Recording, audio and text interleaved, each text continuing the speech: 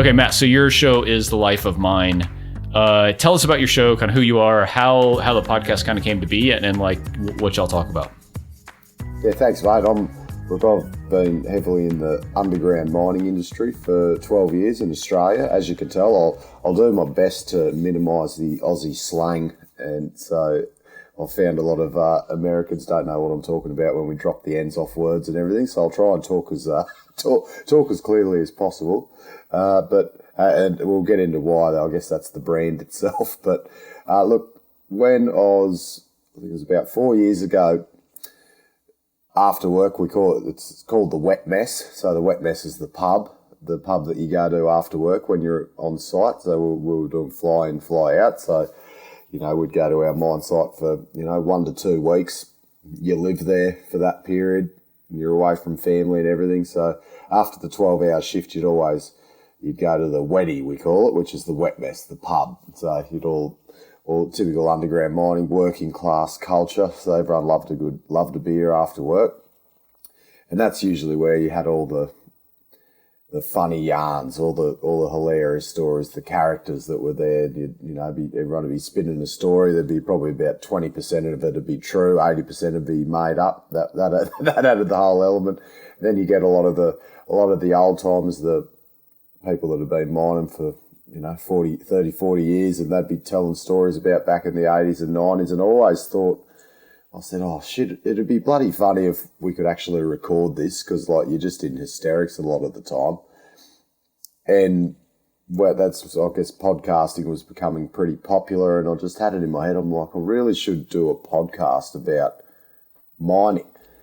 And that was the motivator. And from there, and initially started as, getting people to come on and have funny podcasts, but actually do educational ones about mining, about every facet of underground mining, about how to deal with working away. And it just it went from there. It was very, very broad within mining, but I guess underground mining and mining in general, it's a niche industry that people don't know much about. So I think a lot of people listen to it out of curiosity, but they don't know what the hell I'm bloody talking about, because it's very mining specific. So that was the origins, mate, and it's expanded to what it is today.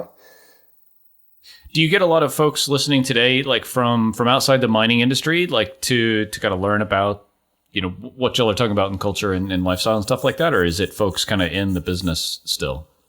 Yeah, a bit of both. A lot of people would listen if they're outside the industry and they're looking to get a job in mining. Yep. So they'd type in mining, and the most helpful thing about this podcast is not too much competition, because it's a very niche industry. So there wasn't many mining podcasts around. There's a few. So there was those people, but now it's evolved. So probably about a year ago, I did a battery metals series, so to talk about nickel, lithium, copper, and just batteries in general, this whole EV, electric vehicle revolution and renewable energy revolution, what these elements were, what was their role in batteries, where were they being mined, who was mining them.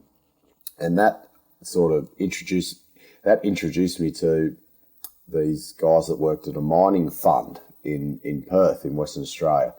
And so they trade the mining stocks, and that opened up this whole new world of talking about the mining investment world and the share market and the analysis.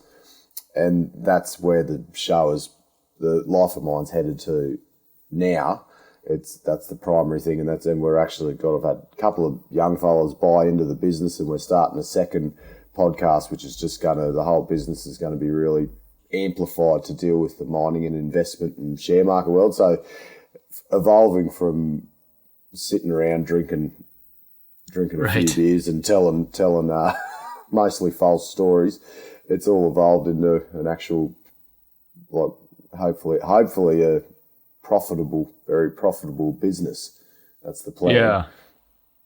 I love that, man. I mean, the joke in podcasting is everyone has their story of, because of a podcast, I have done this, right? Or because of a podcast, I, did that or met that person or had this opportunity. And sounds like it's not serendipity, right? It's like you being pretty intentional about putting in the work to create a great show, gets the audience and gets the attention of a business to where now you're turning the podcast into an actual business. That's super awesome and really, really cool to hear.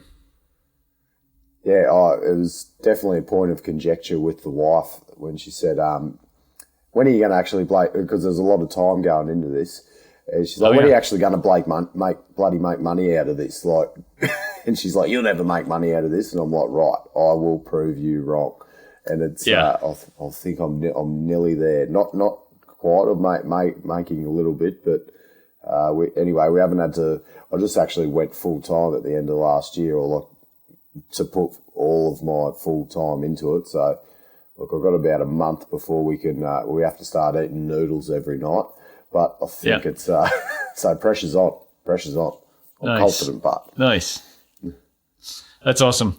So on this show, like, I think your story about like, where the podcast comes from is super interesting enough. But like on this show, we really like to dive into like one specific thing about your podcast that you want to share with the audience. Like, what would that one thing be?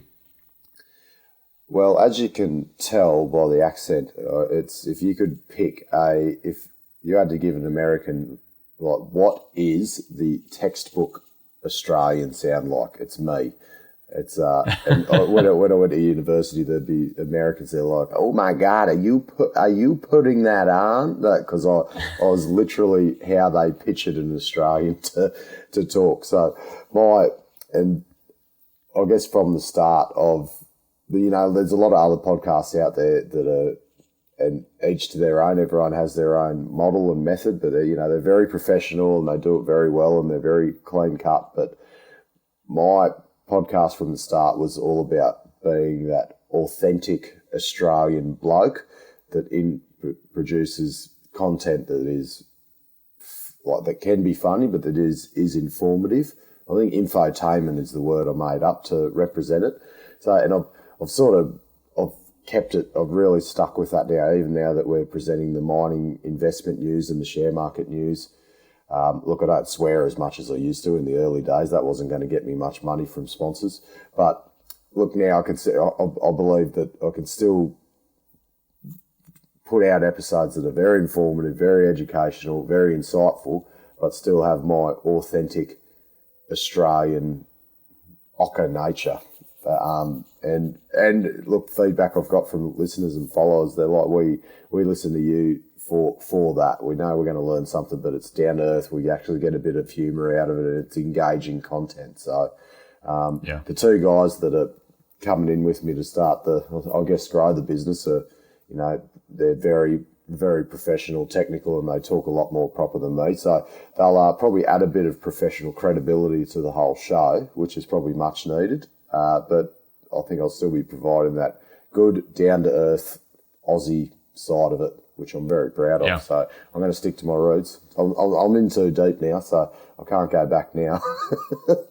Yeah, I love it. Because, I think that that a lot of us are, well, at the beginning, a lot of us are really scared, like, of ourselves, right? Like, I'm scared to turn the camera on or turn the microphone on and start talking. And you think you need to fit in this box that society in general has kind of made for us. And I think that the reality is that's the worst thing that you can do, right? The worst thing you can do is be exactly like every other podcast or every other personality or person out there.